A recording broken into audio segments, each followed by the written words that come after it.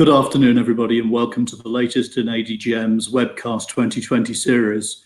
My name's Steve Barnett, and I'm Executive Director for Business Development with Abu Dhabi Global Markets. Today, I'm delighted that so many of you are able to join us through the website, through LinkedIn, through YouTube, and through Twitter. As with previous sessions, we want to make this as interactive as a session as we possibly can. And so please feel free through the channel on which you're participating today to send us questions. Those questions will come through to me during the course of this session, and I'll make sure that, that we get to them as we go through. We really do appreciate your participation in these sessions. Today's focus is on India and on family offices and wealth management structures and addressing challenges. In fact, many of the themes that we'll explore today are applicable for family offices regardless of where we find them. Indian families in particular, we've seen, are now professionalizing the way in which they manage wealth.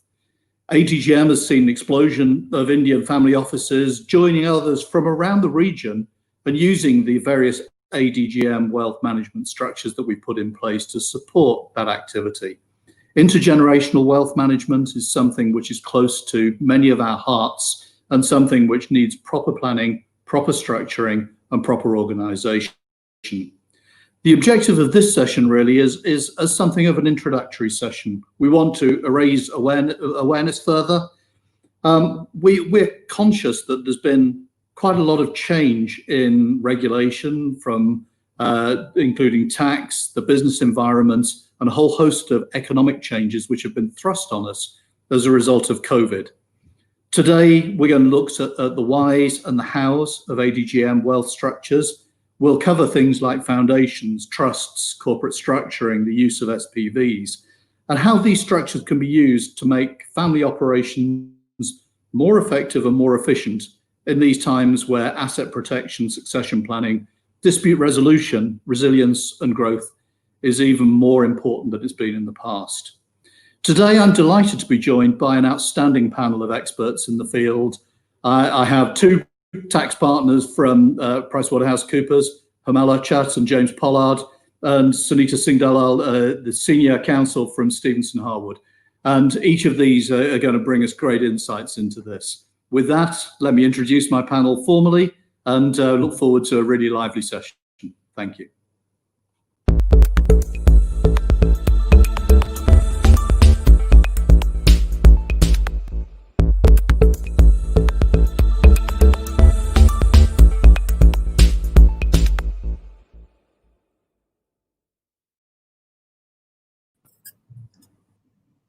Hemal, perhaps you'd kick us off with a few words of introduction. Let us know a little bit about yourself.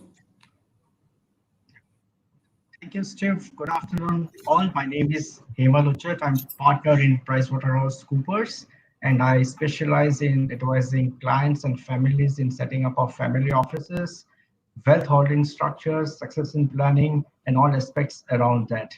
Glad to be part of ADGM panel platform today, and happy to talk about all aspects that impacts each and every one of us from Indian tax and regulatory standpoint to see how we create structures that are beneficial to them in long times to come.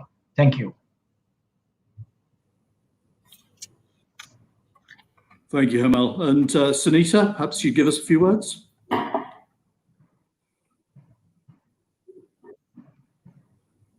Sunita, can you give us a few words of introduction as well? Steve, shall I go? I'm happy to go. James, would you take us forward? Yeah, sure. Thanks, Steve. Yeah. My name is James Pollard. I'm an international tax partner with PwC based here in the UAE. I have around 25 years of experience with nearly 9 years in London, 2 in the US, and I've been in the Middle East for around 15 years now. I currently lead PwC's private business and private client tax team in the UAE, and I also head up our family office services in the UAE. Of course, I'm part of a much wider team that focuses on family business and family office issues. And like Hemal, I'm delighted to be here today. Back to you, Steve. Thank you, James. Let's see if Sunita is with us now. Okay, well, we're going to make sure we get Sunita on as we go through. We'll get her refreshed, and I'll bring her in as soon as she comes back online. Hemal, from the point of view of Indian tax and regulatory frameworks, can you just give us a bit of an overview and introduction into some of the things that you're seeing that are really affecting the families that you work with? Yeah. Sure, Steve. Thank you so much. As I would see, Steve, the Indian laws and regulations have been progressive so much, and at the same time, if you see, the times are so uncertain, and the business environment is potentially, ever changing. It's important that the entrepreneurs, the high net worth individuals who have their investment and wealth and asset allocation across the countries and across the world organize the structure in such a manner that it gives them a robust holding flexibility, as well as have minimum tax and other implications. And as I see, the most important part when you look at the structures and when you're looking at the wealth office structure is one, which is the protection of assets, and two, flexibility to give you liquidity on an ongoing basis, and three, the tax and regulatory part.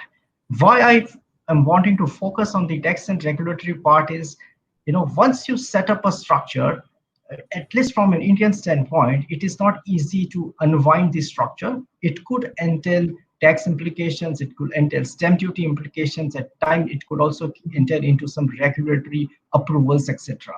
So from an India standpoint, while the corporate tax rates and the individual tax rates has been progressed and have been reduced over a period of time, we have highly competitive capital gains tax also. And recently, you must have seen that the dividend distribution taxes have also been abolished, and now we have moved to withholding tax regime.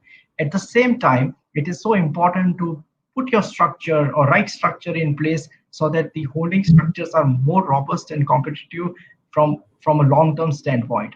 So if you see, there could be various holding structures, and we are going to talk about it a lot more in detail when we discuss the individual scenarios, etc.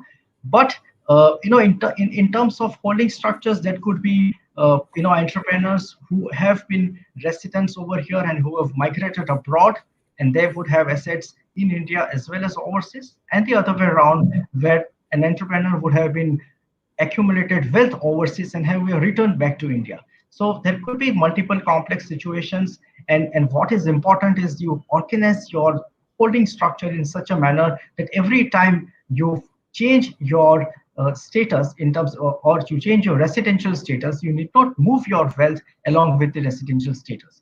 So at least from an Indian standpoint, the structure needs to be robust, it needs to be consistent, and it's to play with the period of time to come. Thank you, Steve. Thank you. I think some really interesting themes coming up there. Let's see if we can get Sunita back into the call now, and we can pick up on some of the themes that you've just mentioned.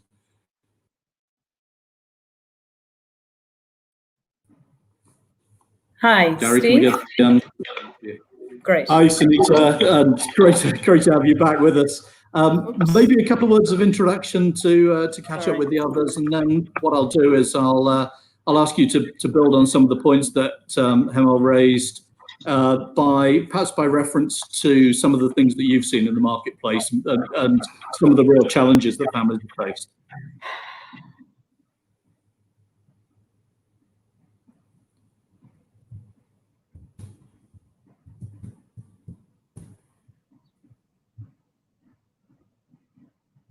I think we're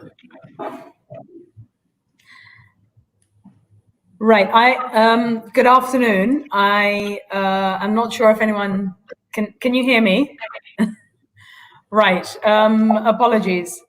Apologies, everyone. Good afternoon. I'm Sunita Singh Dalal. I head up the private client and wealth management practice at Stephenson Harwood, and we're based in the UAE in Dubai. The clients and the geographies that we cover obviously are the Middle East, all of Africa and Southwest Asia. For those of you that know me, know obviously being from India myself, I'm part of the fraternity. We do a lot of advisory work with the likes of course, PwC and other advisory financial professionals, as well as all the law firms. It's been very interesting in terms of the focus on Indian family offices and the private wealth industry in India generally, because it is a relatively new focus practice area as such. We thought it would be very useful to talk about options and solutions for Indian family offices and large businesses run by Indian families using the context of maybe a case study, just to put things into context and make it a little more interactive for all of you to be able to relate to. I mean, if you look at the typical family structure that you have, you could have an Indian family with 3 generations, the founding generation perhaps having something like a real estate / hospitality portfolio in India, with generations 2 and 3 looking to diversify and expand. I think, if anything, the current COVID pandemic that has hit everybody globally has highlighted many issues and challenges that Indian family businesses face. For example, liquidity, access to liquidity and funds, and general diversification. Certain industry sectors, unfortunately, have been brought to their knees, and in some cases have been brought to a halt. So the question is, how can we help? In terms of what's available at the moment in the Abu Dhabi global market, there is a tremendous ecosystem available where we are focusing a great deal on bringing out family offices and family-run businesses to re-establish them in a more sustainable, scalable ecosystem.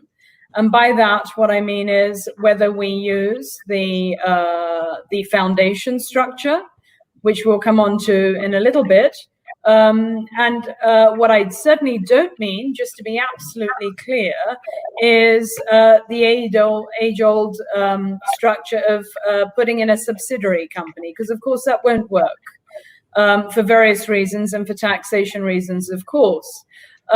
If you look at the foundation structure, which has been going for centuries in other jurisdictions, it is a very robust, versatile structure that is able to accommodate both personal and business assets owned by families. But at the same time, it does accommodate the family office function. It accommodates diversification from the ADGM as a base, for example, into other geographies. In terms of generations 1, 2, and 3, obviously, what's very important when advising families is to understand what are their initial, interim, and long-term goals and driving factors. For example, with certain families, of course, generation 1 would not want to uproot and transfer themselves across to another jurisdiction. However, generation 2 may have the appetite to do that.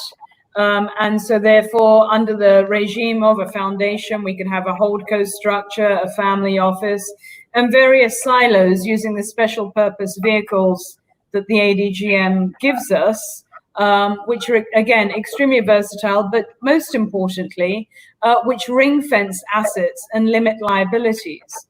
So, for example, if you are empowering the next generations and you're setting them up in terms of diversifying into new geographies or industries, you can use the entire structure available in the ADGM whilst limiting liability.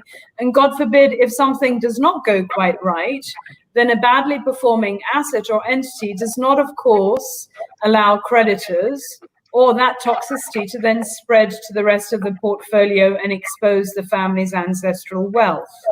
So these are very simple, and again, I emphasize that because succession planning, as I'm sure James will come on and agree with at a later stage, doesn't need to be complicated. I often find when we're advising families in India, because like I said, this is a new area, a lot of the time the patriarch or the heads of the family or the decision makers are so confused because they don't know what function each part of the structure actually serves. Now, that doesn't work for smooth continuity of business and operation of business. It's very important for the family to be invested in the process right at the very beginning with the advisors, to choose the right advisors whereby, for example, we interface with the team on the ground in India, and we work together to find a holistic solution that works both well in India, is legally permissible, allows the mobility, allows the freedom and the flexibility to evolve as the family evolves and as their business needs and their personal needs change. So I would say, if anything, obviously this will be the first of a few sessions where we'll hope to offer solutions and some good advice to all of you.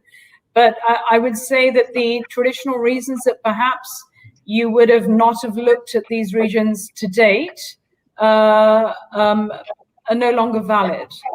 There are some robust structures in terms of substance requirements, in terms of liquidity, access to funds, and for the general expansion of family businesses and family offices. Thank you. And so what I hear is we've got a range of different legal and tax implications that we need to take into consideration. And Hemal mentioned the complexities of having families which have generated wealth in India and overseas, and are looking at assets in both of those places. Sunita mentioned that there's a range of different structures that we can use in order to do that, and a lot of the challenges is around getting families, particularly patriarchs, comfortable, or matriarchs comfortable with the complexities that are out there. James, maybe I can come to you. With that sort of tax and legal side of things, the structuring side of things, what are the other things that you're seeing families really getting to grips with at the moment? And I'm sure we've got challenges that arise out of the current COVID situation too. Yeah, no, of course. So look, I think the wider challenges obviously are not just for Indian families and their family offices, but we see all families in the region going through a huge amount of issues obviously at the moment. So some that we're commonly seeing, and a lot of these are coming from NRI families in the region who we work with. So COVID-19, as you suggest, Steve, this has impacted families in a number of ways, of course. Obviously, we've got the economic impact is being felt by family businesses and also their investment portfolios. This is impacting things like liquidity, workforce, supply chains, all stuff that we all know and we're very familiar with. But I think what's in this context, we're also seeing a much more personal impact in terms of families standing back, taking time to consider their own future or succession. I know that's a word that is sometimes overused, but we really have seen that, and we really have seen families think about the next generation and start to make plans or re-look at plans, potentially with a greater sense of urgency. So yeah, succession planning is I think one of these issues that is on everyone's lips as a result of what's going on. That drives many different issues, not just tax and regulatory, but it's obviously important to get this right, to get it structured cleanly, efficiently, robustly for many reasons. Communication is also something that we see as very important in this time. The other trend, just to sort of wrap on this point, is there's been quite a renewed interest in philanthropic giving. Sorry, I'll get that out. For families who are keen to use their wealth to either have a positive impact on what's going on around us, or even again thinking about their legacy. So those are some of the sort of broader issues that I'm seeing. Thank you. Yeah, that's some really interesting points there. I'm glad you tried to say philanthropic before I did. So don't ask me instead. Yeah. Okay. Yeah. Hemal, let me come back to you if I may. You set the scene for us before. in terms of some of the tax things. And James talked about some of the things that we're seeing as that are changing right now as a result of the current environment we find yourself in. My understanding is we haven't seen a huge amount of legal or regulatory changes yet in India, but I guess there are some things that we might anticipate as a result of this. What are your views on that? Yeah, so thanks, Steve. I think in terms of things that could change going forward, we all know that most of the countries have inheritance tax or estate duty, as we call it, which means there would be a tax collection by the government when the wealth passes on from one generation to another generation. So that is some tax which has been talked about in this country. But it is, and this tax is prevailing in most of the advanced countries, whether it is US or UK or some other countries. But irrespective of that, I think the larger concept which needs to be answered by all the families is how do you do succession of the wealth in a right manner?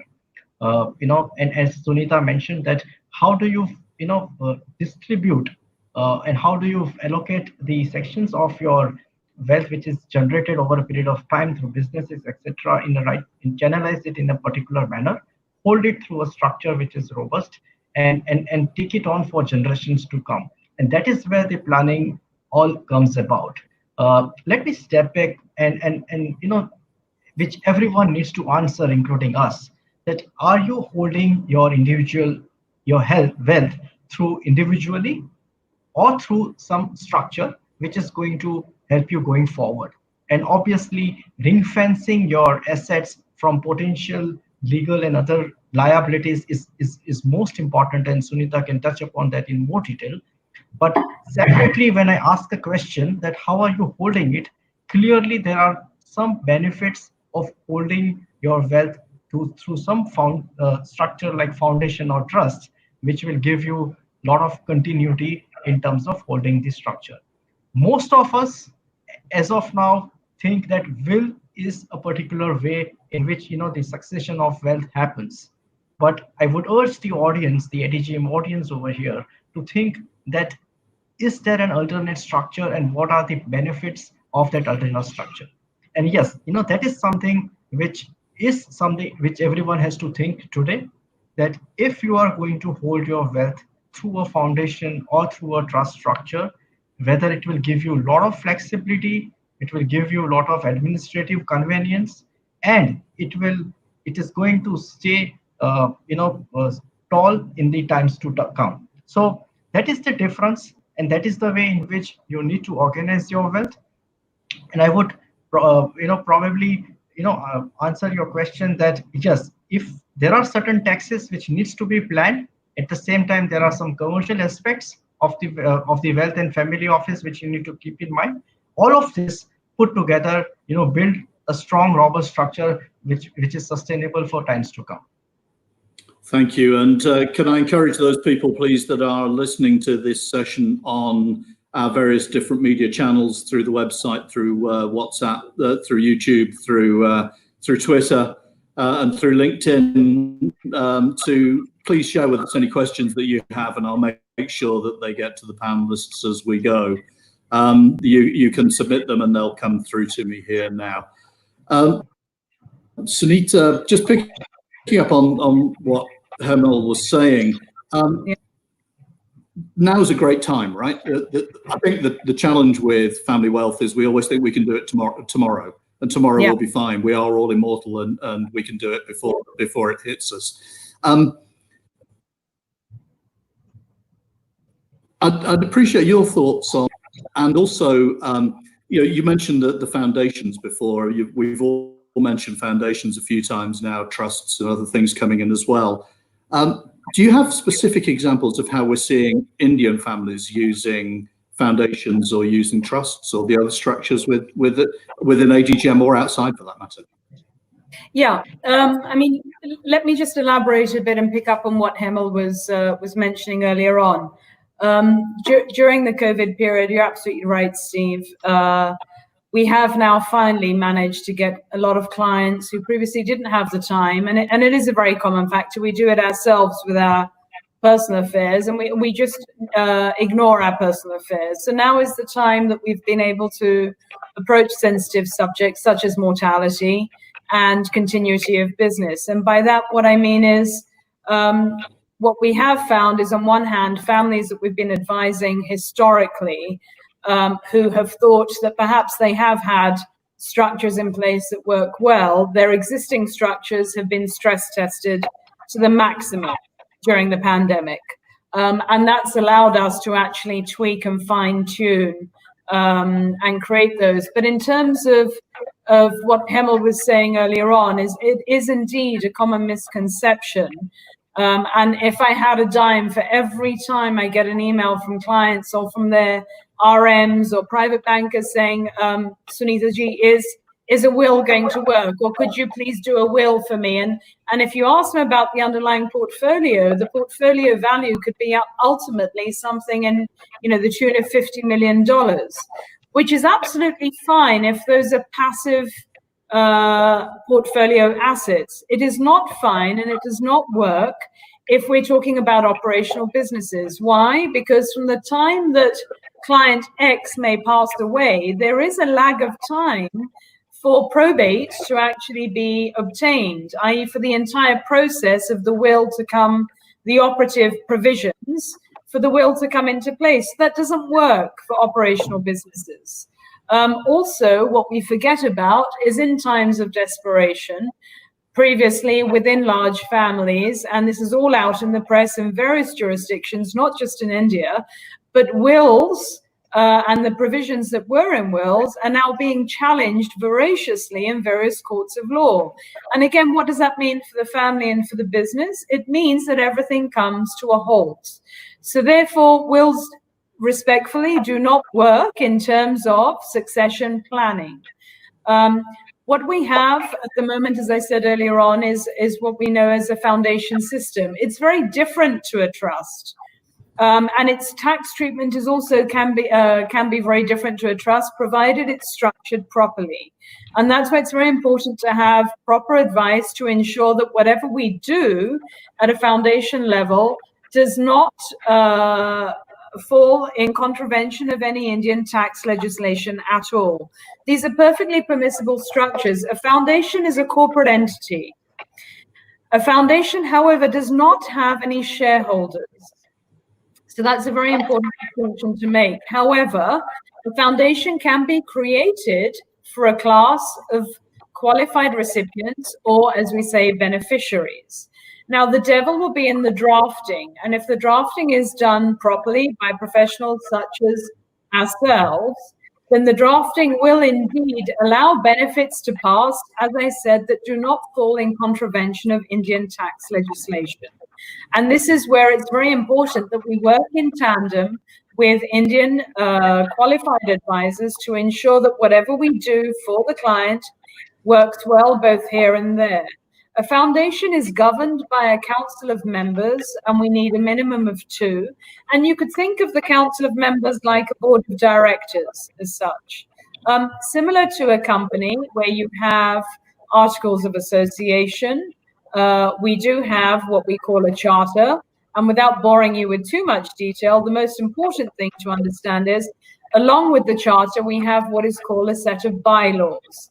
Now, those bylaws are where we come in and we create bespoke provisions as per what the family requirements are. And again, it's really important to understand that the bylaws must allow for family growth and flexibility. There's no point spending an arm and a leg having a set of bylaws put in that then don't work in times such as now, where you need to have a huge amount of flexibility.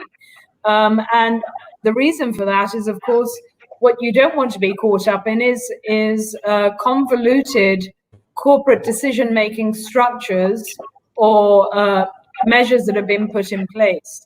So that the bylaws, of course, are like a shareholders agreement, a very personal and private document that does not come out into the public domain. For certain Indian families and for certain other families here in the region, where philanthropy or Sharia law or certain other drivers may be important, all of those drivers have one thing in common.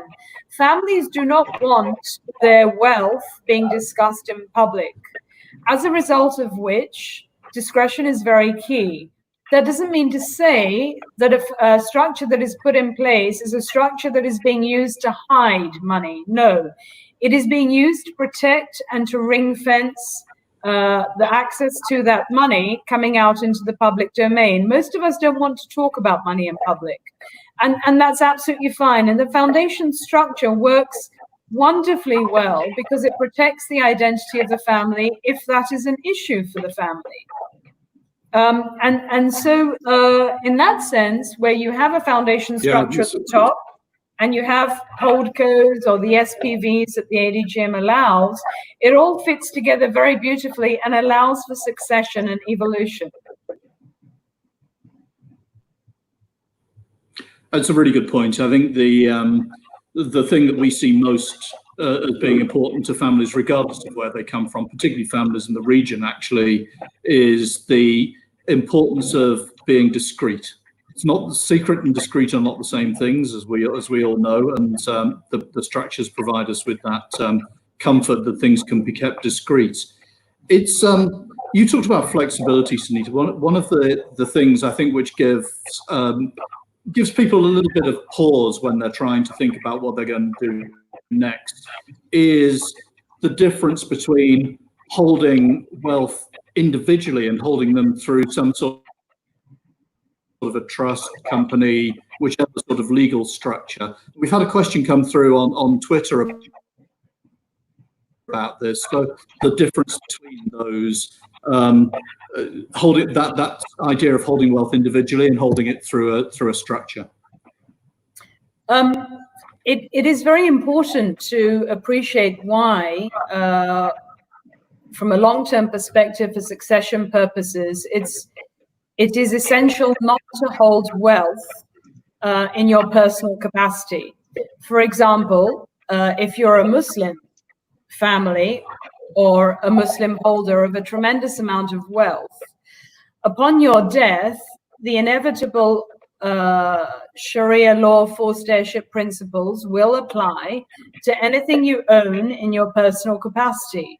Now, some of you may say, well, why does that affect us?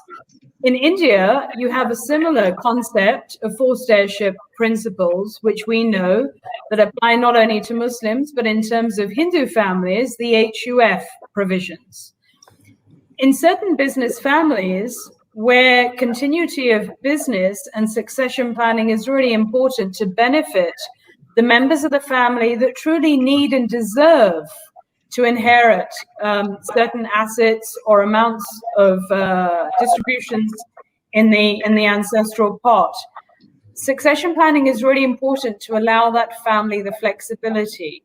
Those are the practical aspects of it. From an Indian perspective, we used to have, of course, estate duty and wealth tax, and that is something that will soon, more than likely, come back into play, given what's going on and given the fact, like all other governments, we now need to fill the fiscal deficit. It is very inevitable that we will have a wealth tax or an estate duty or an inheritance tax of some sort, whatever it may be called, be introduced fairly swiftly.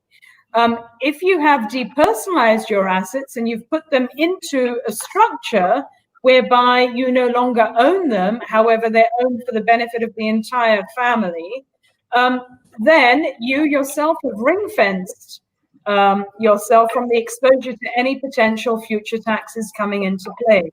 That's just one example of why personal ownership versus owning through a structure is very, very important for families now to consider. Also because drilling down to a very basic level, if I haven't divested myself and depersonalized myself, and God forbid I walk out of my villa tomorrow and get knocked down by a bus, how do I know my children are going to be protected? Yeah, but James, I think you had a point around this as well that you wanted to make before I take it to Hemal. it's just a simple one, and I'm trying not to interject because I agree with everything or a lot of what Sunita is saying. I think it was just to raise the simplicity point. So if I can make it, just we see most of our clients hold a number of assets now. Obviously, people's footprint has changed in terms of geography, and people have often held a number of different assets. So if something does happen, to this point that you asked about individually versus, let's say, a structured ownership, if on that scenario you have to deal with multiple assets and multiple geographies, that's a real complexity that you don't need. If as an alternative, you have put things into, call it one structure, then typically in that scenario, you're dealing with one asset at the top that you own and one geography. So it's really, really helpful. Yeah. The other point, I agree. There, I would say, sorry, Steve, just one last point. That I always find this discussion around sort of putting assets into a structure is obviously it's not easy, but we see a lot of clients that don't put all of their assets into structures. They just put some. So I just want to highlight that to people. It's not an all or nothing scenario. You can choose to simplify some of your, some of your life, if I can put it like that, but not necessarily everything. I mean, absolutely. Could I just add? Let me just take.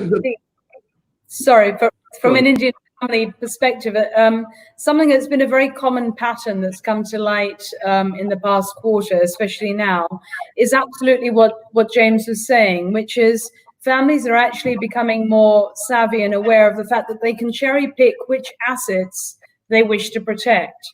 Now, traditionally in India, ancestral wealth and family-run businesses, there was no real segregation between personal and business assets, as a result of which the business actually almost ended up as the personal kind of financier for the family, for everything from annual vacations to school fees or acquisitions of personal properties and assets. And what we are finding now is, thanks to the availability of the private wealth industry in India now, and advisors such as PwC and some of the good law firms that are focusing on this, is that families are becoming aware that they can ring fence and protect the ancestral core foundation of their assets.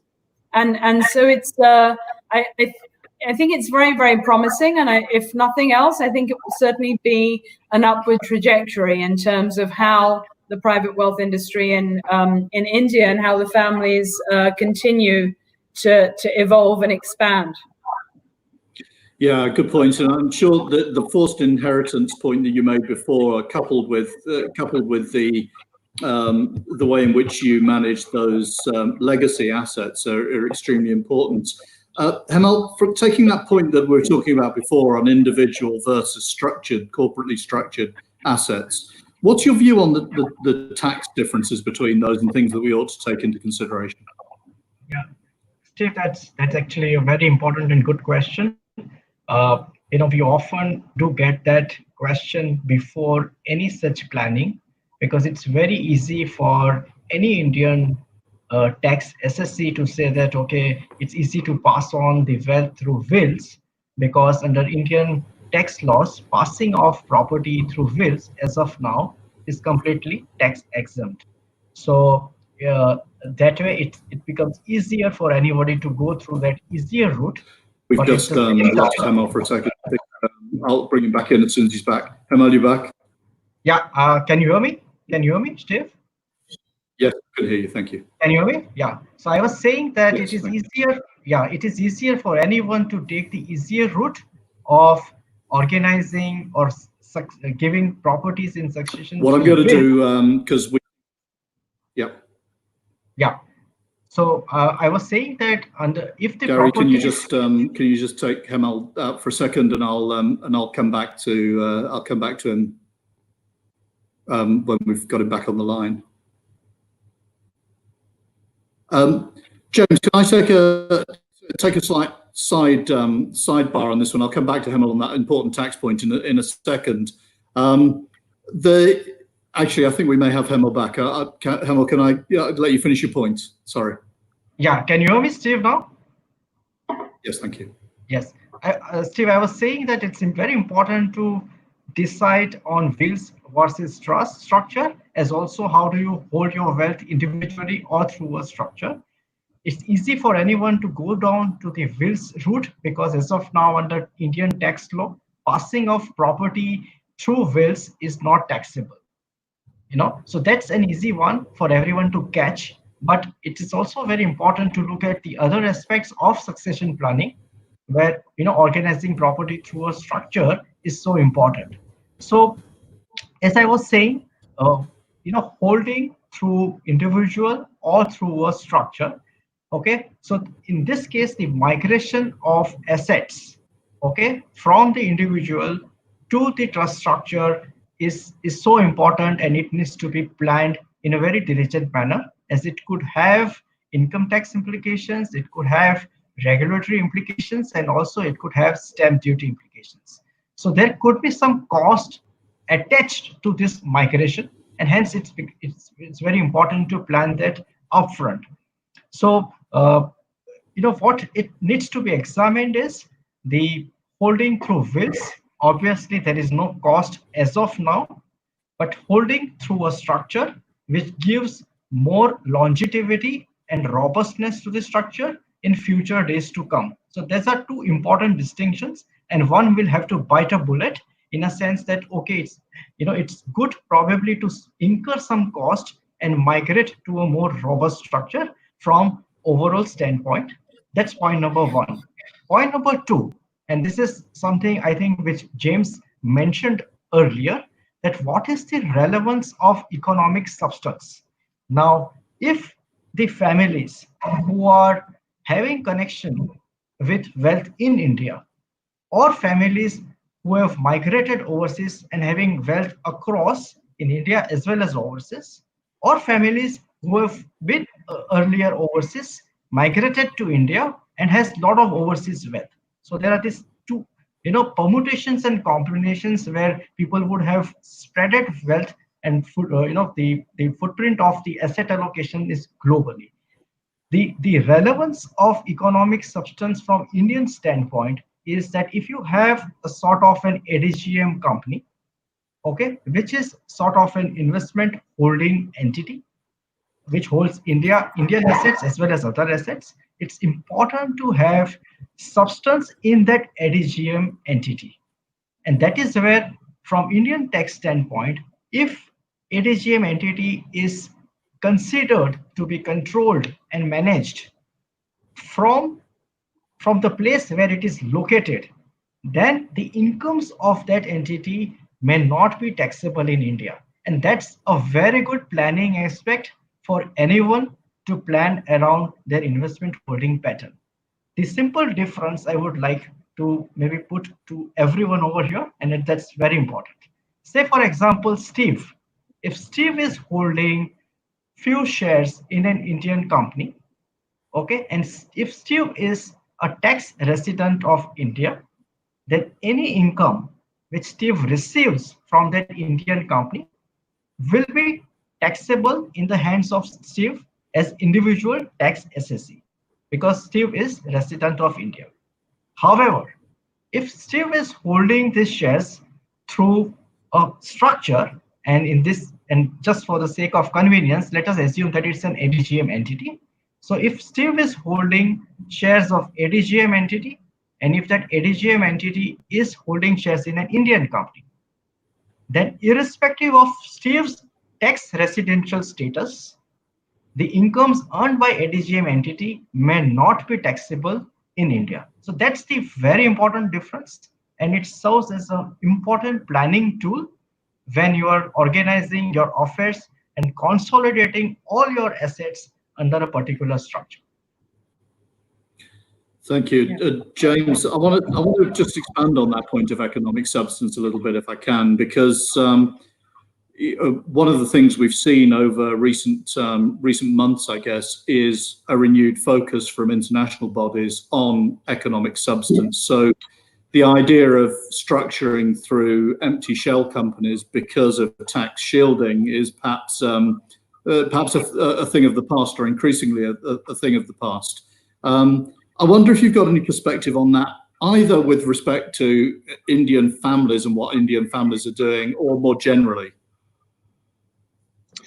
Yeah, so I think it touches on two points if we move away from the succession discussion. One is what I would call structure simplicity, and the other is just revisiting for today. So, is a structure or are arrangements fit for purpose? And these are really, important issues and very topical, and economic substance drives right into that. So if you, I think Hemal sort of touched on a scenario where you might have a relatively complicated structure now. We are seeing many families, both in the region and Indian-based families, look at that structure. Typically, they've used jurisdictions such as BVI, Mauritius, Cayman, even potentially, and all of those, to your economic substance point, Steve. That was fine. There was nothing wrong with that. But as a result of global tax pressures, all of those jurisdictions, and that includes the UAE, but I'll come to that now in a second, have introduced these new rules, which effectively require you to demonstrate, in a nutshell, management and control and sufficient substance for the economic activities in those jurisdictions. Now, if you're based, let's say, in this region, and I say that sort of broadly, so Middle East and India, putting in substance in somewhere like BVI or Cayman is actually very difficult. And we've even found Indian families in particular that have traditionally used Mauritius have also found that, and their rules, and that's maybe a bit more detailed now, but they have introduced similar rules and they've changed their tax regime. So where does the UAE play into this? Well, UAE is actually one, it's physically much closer. We find a lot of families obviously have business or other assets in the UAE and or families. And it's obviously just a place where it's easy to live. So you can build your substance very, very easily.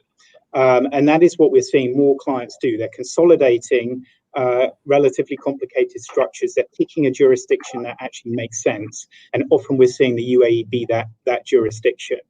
In terms of the ADGM in particular, it's very easy, or relatively easy, I should say, but it's a well-trodden path already in terms of migrating companies from Mauritius, Cayman, and others that I mentioned into the ADGM. So that's again something very topical. Yeah, thank you. It's something that I think we're seeing a lot of change as a result of the economic substance views, and as you say, some of the traditional structuring venues, it's very hard to create economic substance, not least because some of those jurisdictions don't really want people on the ground and the building of physical offices and things like that. I've had a question in from Ali on LinkedIn on our views on Indian families and their ability to secure potential investments over the next few months. And if you'll let me, I'll have a little go at this one. But sort of related to the topic we're talking about, I guess, where we're talking about structuring those investments. But in terms of investment opportunities, we found that we've seen quite a good upturn in asset performance just recently. But there are some distressed assets out there which are coming onto market at a time when perhaps they wouldn't have come onto market before. So this is a great time to have capital. Whenever we see market dislocations, it's a fantastic time to have unallocated capital. And I really do think there are some fantastic opportunities out there for Indian families and for families generally. And we're starting to see deal activity really picking up, and we're going to address that in a subsequent webinar, actually, in terms of the return to M&A activity and the return to some of the asset acquisitions around the region. So, Ali, if you don't mind, I'm going to park the rest of that question for a subsequent session. Hemal, I've got One follow-up I'd like to make on what we were talking about before. You were talking about, so collectively, we were talking about changes in jurisdictions and what we're seeing people looking at today, particularly from a tax standpoint. What's popular at the moment? What are you seeing being most available and flexible in terms of jurisdictions? Thanks, Stu. I think that's another very important question. I think whenever you want to organize and put wealth in a structure, the most important and often the question which is asked is which jurisdiction you want to go in. And the first one which would come in mind would be Cayman, Mauritius, Netherlands. But I would say we need to pause there and maybe look at having entities set up in ADGM. Obviously, Singapore also has been a very good jurisdiction for people to have these structures over there. But over the last few weeks, I've observed that having it in ADGM makes some good sense. Okay, I cannot have an answer which is true for all, but at least on few aspects, ADGM do turn out to be an effective jurisdiction, mainly because of the tax treaties it would have. Okay, its local tax regime, that's also playing a very important factor, and also in terms of economic substance, which James talked about, that it will be easy for someone to have teams and professional teams out there as against Mauritius or some other jurisdiction. So few things like having an important substance is so important from an Indian tax standpoint. Otherwise, the entire structure would just fall apart. Now, that's very important. What are the income streams we are talking about?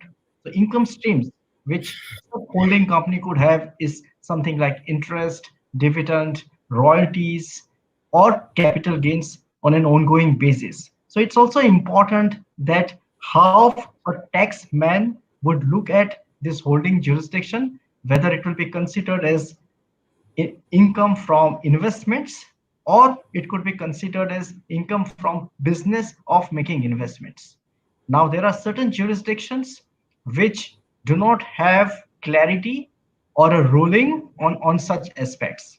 And hence, maybe coming down to ADGM, I think it makes sense, mainly from an economic substance standpoint, as well as in terms of clarity that how the taxation would happen in the local jurisdiction. So keeping in mind all these parameters, I would say selection of jurisdiction is very important, and how you should select, keeping in mind some important parameters, which includes combination of tax treaties, economic substance, and how domestically taxmen would look at various streams of income. Thank you. And Sunita, from a non-tax perspective, what are you seeing? I think as we're kind of almost at the end of the hour, a few things to just from a non-tax perspective to leave the audience with is, of course, the proximity and the ease of doing business, which is a huge advantage. There have been historic trading routes between this region and the subcontinent. The ease of doing business in terms of, for example, the ADGM, picking up on what Ali's question was, is of course setting up in the ADGM or using the ADGM as a succession planning platform. It does tick the current requirements in terms of substance over form. It meets the economic substance requirements if it's all set up properly. But at the same time, what it does do is it adds a tremendous amount of value to the families as it opens business to an ecosystem where there is a lot of healthy cross-networking and business taking place within the ADGM itself. The access to finance, the access to, call it an investor club, if you like, but generally the deal flow and the environment that is very, very robust, whereas certain other financial centers may be at a depression at this point in time. There are tremendous opportunities. And again, it doesn't require a complex structure for families to do this. It also doesn't require a relinquishing of citizenship. In that sense, the transition can be very smooth and very easy. And to start with, if families are slightly apprehensive, they can a couple of family members can dip their toes in the pool first and set up structures, and then there can be a gradual transition. But the point in all of this, I think, if I had to say to the audience, would be plan early, get the buy-in of all the family members at an early stage, and pick the correct advisory team who can look at everything holistically for you, both in India and overseas, and also, most importantly, both now and from a long-term perspective. So whatever succession planning you're putting in place, if it involves family governance, that's wonderful too. But have something that will continue to evolve with the family and is not restrictive or prohibitive. You need flexibility because the fear of the unknown, as we've all just learned, is something that is very, very real. Very good point. That plan early, plan for something which makes sense for you commercially, make sure you get the holistic input so you've got the tax structuring from both sides. I think great pieces of advice. James, can I come to you for some last words of advice for families and principals and possibly their advisors as well before we close the session? As well, Sunita took all my good points. Look, I think it's a time for reflection. We're seeing a lot of families use this as a bit of a reset or a catalyst, for thinking how they're, just managing their life, if I can put it like that. And obviously, the perspective going forward. Some families are looking at restructuring to safeguard businesses and other assets.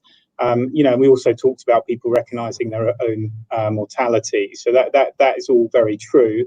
I think, in terms of specifics, I would say, and again, I'm trying not to touch on the tax points, albeit that's sort of my background. But one thing that we are hearing a lot of families saying is be clear on purpose and values. And that's something that really has got them through this very, very, very difficult and unprecedented time. The other point I would say, and again, we sort of touched on this a number of times, is address issues sooner rather than later. So this is really key in this sort of environment, and it's a lot less stressful if you're making these plans, let's say, or changes, or at least thinking about things when you're not forced to. So that would be probably one of my other key points. And then the third one, it is involve the next generation. That again is a lot of what our family clients are saying, is that they're using this as an opportunity to really have that discussion. And to potentially look at how they are seeing things differently and what they can bring to the table that was different, only 3, 4, 5 months ago. So that is very topical, really trying to bring people in terms of digital and how things are changing. Their communication, always key. And then probably just to close, I would say, remember, things are fluid. And we talked and touched on lots of those points today, but things are changing around us very quickly. Thank you. And Hemal, any final words from you, or have James and Sunita taken all the best points? Yeah. No, so always there are some words which I would like to say. So thanks to you. I would say succession planning is a process and not an event. Who has to start looking at this? I think each and every one of us who wants to protect their wealth in a particular manner should start thinking or start looking at this structure. 2, there is always an answer to holding a particular asset class. Okay, so it is not necessary that each and every part of the wealth has to be held in a particular structure. So you have to selectively choose an asset and see that what is the right way of holding that particular asset. If it's an operating company, if it's a strategic investment, you would wish to hold it in a particular manner. If it's a passive investment, you would wish to hold it in a particular manner. If it is a residential asset, probably you would wish to hold it in a particular manner. So every asset class would have a particular way of holding, and it will have its own nuances and cost implications in terms of tax and stamp duty while you are migrating from an existing holding to the new structure. So all in all, based on the experience and based on what work we have been doing for a lot of clients, I could say that yes, holding of wealth through a foundation or trust structure is obviously beneficial. Everyone should start thinking of migrating it to the new model, and Wills probably has lived its life, and And and the other important aspect is the jurisdiction which they need to select. So choosing of jurisdiction is also so important, from the putting of wealth standpoint. Thank you, Steve. Thank you, and thank you to all of my panelists for today. I think this has been a really interesting and valuable walkthrough on this subject. What I've heard from today's session has been that it's important to plan early, and we tend to find that although it's difficult to plan ahead of time, it's even harder to plan when you're under the gun and things have become really challenging and you have to do it. Take good advice, use good advisors, and make sure that you've got a holistic approach on that. Try and keep it as simple as you can, but that sometimes simplicity has to be compromised in order to get the right structures for the right assets held in the right way. There's a wide range of structures out there. There's a lot of choice, and I think we need to make sure that you're using the right people to help. So thank you, everybody, and thank you for joining on the various different channels, and I look forward to seeing you again on a future event. Thank you very much. Thank you. Thank you. Thank you.